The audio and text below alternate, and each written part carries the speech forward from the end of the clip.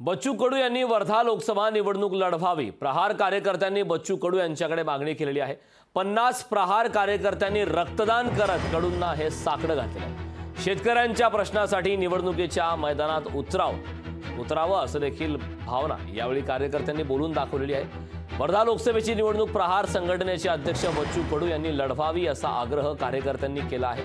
अमरावतीच्या पंजाबराव देशमुख रुग्णालयात प्रहारच्या 50 कार्यकर्त्यांनी रक्तदान करत बच्चू कडू यांच्याकडे मागणी केली। बच्चू कडू यांना खासदार करू असा दावा प्रहारच्या कार्यकर्त्यांनी केला।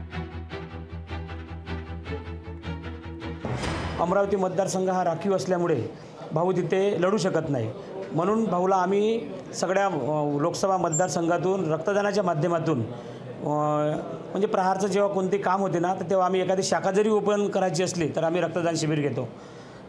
त्याच माध्यमातून आज भाऊला रक्तदानाच्या माध्यमातून विनंती करतो की भाऊ तुम्ही वर्धा मतदारसंघामध्ये येऊन जे प्रश्न आहे ते प्रश्न लोकसभेमध्ये मांडले पाहिजे आणि गरीब जनतेला न्याय दिला पाहिजे, या उद्देशातून आम्ही आज रक्तदान इथे करत आहोत। लोकशाही मराठी ऐका, पहा, जागरूक रहा।